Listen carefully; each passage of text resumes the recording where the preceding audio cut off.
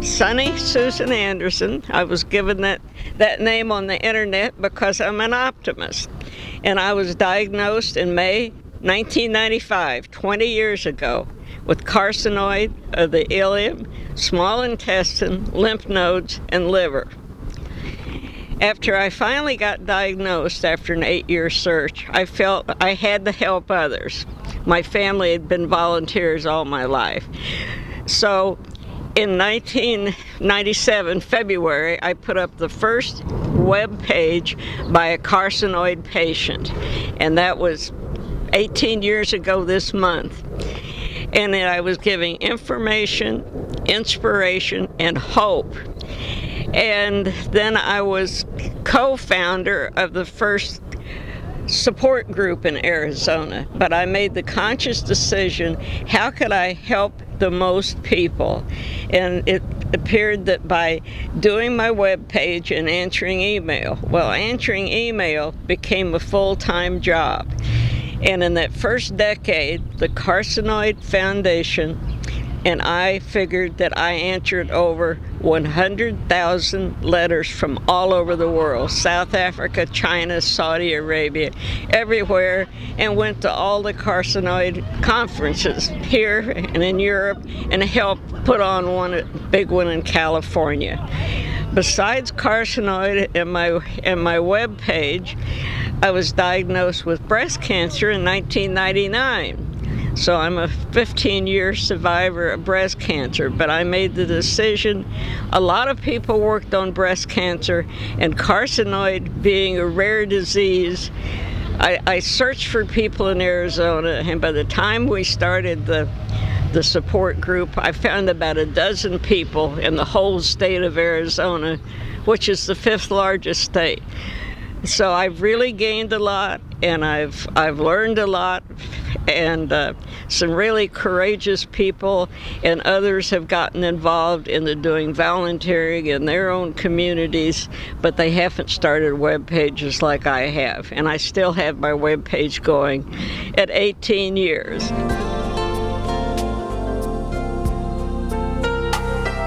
So my name is Douglas Wilkie, and in February of 2002 I was diagnosed with large B-cell diffuse non-Hodgkin's lymphoma, and almost right away after that experience of being diagnosed, I met volunteers in the cancer community in general and in the lymphoma community specifically, and they reached out to me, survivors that were going through treatment, survivors that more importantly were cancer-free and in remission, and that was a tremendous help for me. I was feeling really down, and they really kind of gave me the hope and strength to go through some pretty grueling treatment and get me through the next couple of years. And I was lucky enough in February of 2004 to have a stem cell transplant. It's called an autologous stem cell transplant at City of Hope National Medical Center in Los Angeles, and that was really was a rough thing to go through, but ultimately it was the cure for me. And so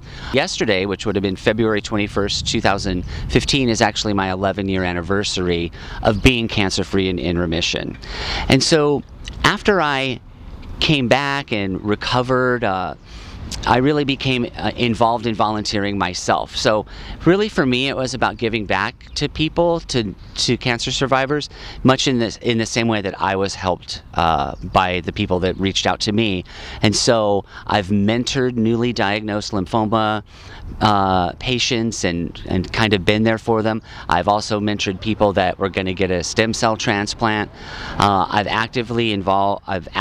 actively involved in volunteering with the Lymphoma Research Foundation for the last 11 years. I've been involved with them, and so I just feel like I've always wanted to stay connected in some way, even as each year passes for me. I'm happy to say that in many ways cancer is just a memory, but I like to stay connected and be there for all of the newly diagnosed people whose journey may just be beginning. So I think the role of volunteering in the cancer community is absolutely essential, and I'm happy that it was there for me, and I'm happy to do it for other people.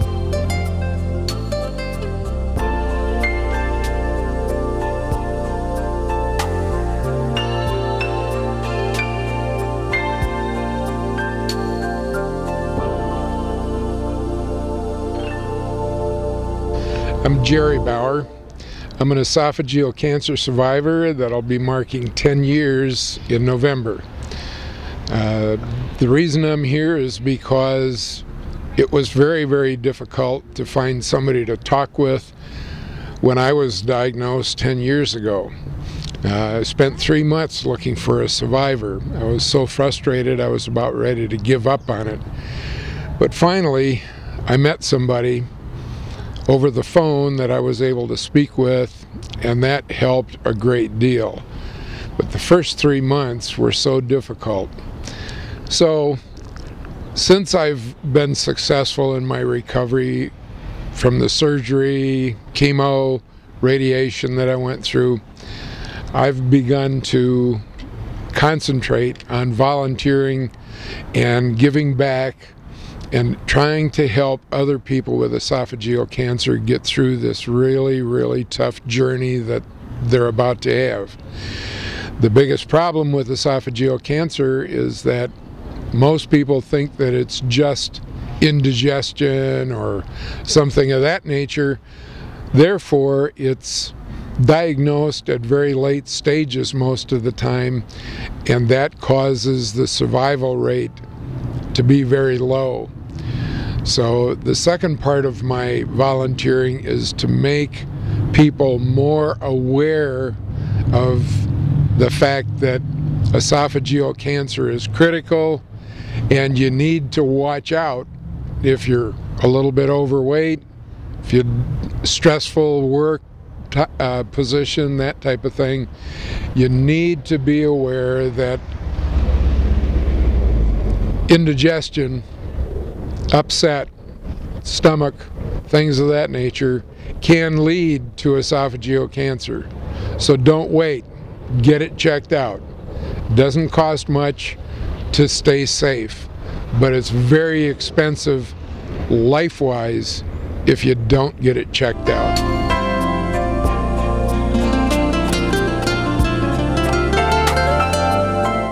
I am a stage 2 breast cancer survivor. One of the things that delayed getting treatment was not knowing where to turn and where to get the financial help. I was in Chicago when I was diagnosed and got the treatment because of an article in a woman's magazine. The learning curve is humongous. One thing that helped was having people give me bits and pieces of information that I needed at the right time. Since coming back to Phoenix, I have become involved with cancer support organizations that is dedicated to giving the emotional support to others who unfortunately follow in our footsteps. There is life after cancer, there is hope after cancer. I'm Rose Nicola. I have multiple meningioma since 2009, and I've decided to give. This is a good way to give back, and I'm volunteer, and most of all, I'm a donor. Donating is important too. Oh, okay. What did you donate? Money. Hi, my name is Denise Demas, and I was diagnosed in 2014 with large B-cell lymphoma. Just finished treatment in October, and I'm thinking about how many different ways you can give back when someone has cancer. People helped me, and it's my turn to help them. I was diagnosed with multiple myeloma in 2008 and had a stem cell transplant in 2009. So we've been almost 6 years in remission. Prior to even being diagnosed with cancer, I have my therapy dog Milo, and we went around to visit people in different locations. And after having myeloma and all my treatments and remembering the people that came to see me when I was in the hospital, it really brought home how nice it is to have someone come in and visit that's not going to draw blood or not going to take your temperature or not going to take your blood pressure. So when Milo and I go in, he's there just specifically for being petted and hopefully bringing some smiles and joy to other people. But it was certainly my cancer journey that made me realize how important it was to continue with the volunteering that he and I did. Hi, my name is Sharon. I am a neuroendocrine carcinoid syndrome 9-year survivor. The reason I volunteer is because it's a way for me to give back. I never had a lot of money, but I always had time. So for me, volunteering is a way to build community, have a family that I wouldn't have had any other way. For me, having the cancer diagnosis has been the biggest blessing of my life. I wouldn't have met all of these wonderful people without having this diagnosis. I'm Bobby, and I'm a breast cancer survivor, and I volunteer because of what happened to me when I was diagnosed. Like many people, I had a lot of fear, and the thing that helped me with that fear and gave me hope was every time I met somebody, and particularly a survivor, who said, I'm 5 years out from my diagnosis. I'm 10 years out. I'm 30 years out. And now that I'm well past my initial diagnosis and my treatment, I volunteer because I want to give people who are newly diagnosed and in treatment as much hope as survivors gave me. So tell us your name. Virgil Floyd Jr. Awesome. And we just met you today at the Cancer Survivors Park. Can you tell us why you're here today? I'd never been here, and I never even knew it was here. And my wife, we went to the Japanese park, and she said, "I'm going to take you somewhere else." And we came through here, and here we are. And I think it's really a neat place. Awesome. And tell me what your cancer diagnoses have been. Everything has been clean. Awesome. Since the surgery.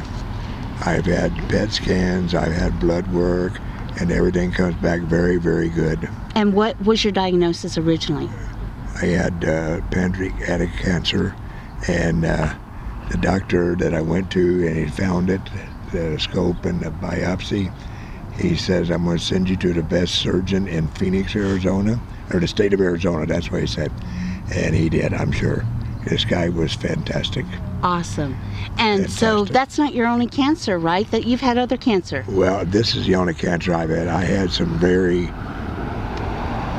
prostate problems. Okay. And I was in the hospital and had to have surgery on my prostate itself right before. And the doctors he would not let the doctor operate on me until after he got me straightened out, because he put me on some pills, the prostate doctor did, and I got a very bad infection. And I was in the hospital, and he called my surgeon. He says, "If you operate on him right now, he will not make it through it. If he gets another infection, he'll be gone." So you are a survivor. I had a beautiful crew, man. And this is exactly why we do what we do, is for people like this. And you never know. You're going to meet someone on the street, you're going to bump into someone, it may be a family member, who knows, but you're going to be touched by cancer. And my wife has been so very supportive, and is there every day while I was in intensive care. She's beautiful. I love her so much. Oh, that's awesome. Thank you so much. Thank you. Mwah. Okay, my name's Wayne Ely. Had carcinoid for 10 years now, supposedly. I was diagnosed 2 years ago. And I hate to say this, but I've been lucky because I have no symptoms of it. Never knew I had it. And I just we go to meetings and I see all these other people having all kinds of problems. So I guess I'm lucky. I don't know, but I'd rather not have it. And I got a good caregiver. So I will let her tell you a story. Okay. Well, I'm Maureen Ely, and Wayne had internal bleeding for at least 10 years. It was chronic. So for a long time we spent in a lot of hospitals and meeting a lot of doctors. We were relieved to find that it was this cancer, to give it a name and to make it a treatable disease. I am committed to learning about the disease and making sure other people who have it, encounter it, get all the information that they need. I believe in volunteering every minute I can to the cause, to the community, to the patients, and helping promote the disease as a treatable. And even though it's rare, it has a community. There are many people who have it and don't know where to go. So I take it as an important part of myself to let others know that we're here and have our bonds. Thank you. Hi, my name is Joanne Boyce, and I'm a stage 4 breast cancer, survivor. I don't know if you call it a survivor. I'm a liver. I have a liver. It's got mets in it, but I'm a liver, and I like living, and I get up every morning and I thank the good Lord for the day and ask Him to please help me not screw it up. And that's kind of the way I live my life, and I'm thankful for so many more things now that I'm stage 4 that I took for granted before, and the friendship I've made. And I should tell you, I'm Canadian, so I am so thankful that I can come to this beautiful country of the United States in Arizona and get away from the cold winters and enjoy my legs, being able to get out and walk. I have titanium implants in my legs, so I make a lot of noise at the airports, but they don't hurt when I'm down here, whereas when it's minus 20 or 30, they hurt a lot.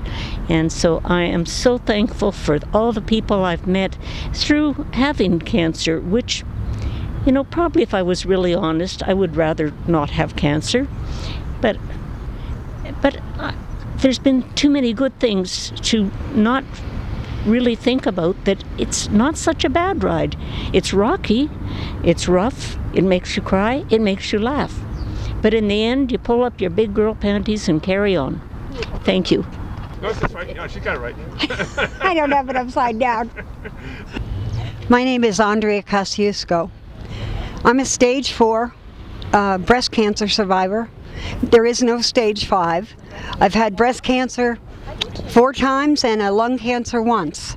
In 2002, I was diagnosed with breast cancer, and in 2006, they found a tumor in my right lung and removed my right lung with a thoracotomy. In 2006, they also found that my breast cancer had metastasized, and I became stage 4. So that means cancer for the rest of my life. I'm treatable but not curable. It's a tough thing to accept. But about 5 years ago, I was forced to accept the fact that I was going to die someday, just like we all do. But when I did accept that, the moment I did, I realized that I had just begun to live. It was like a weight taken off my shoulders. In the cancer community has been an incredible ride. Learning about death, learning about what our future can be, learning about new treatments. Somebody asked me one day, would you trade it? Would you get rid of the cancer? And I said, you know, for all the things that I've learned, I don't think I would. Because some of these wonderful wisdom I could never replace. Cancer is tough, and it's hard to survive, shall we say. But what I've done is I've dressed up and I've shown up and I've taken people by the hand and I've walked them to the door. New people that were diagnosed with cancer. I've volunteered my time at the Susan Komen health fairs. I've worked at the wellness community. I've been a mentor to many young women and men that have entered this community with fear. One of the things that I've been surviving now for 13 years, and I've had breast cancer 4 times, I don't know if I mentioned that. Has it been a rough ride? You bet. But one of the things that I've learned is that I can live, and I can survive, and I can walk, and I can enjoy life one moment at a time if I want to. You don't have to live day by day. You can live moment by moment and get the most out of each day. And teaching other people to learn to live in the moment has been one of my great successes. So I don't know if I would trade this. But one of the things that has struck me has been that when I go home to meet God, I'm not going to be all dressed up and, gussied up in heels and a dress. I'm going to slide into home base. I'm going to cut up and scraped up, and I'm going to say, "Thank you, God. What a ride."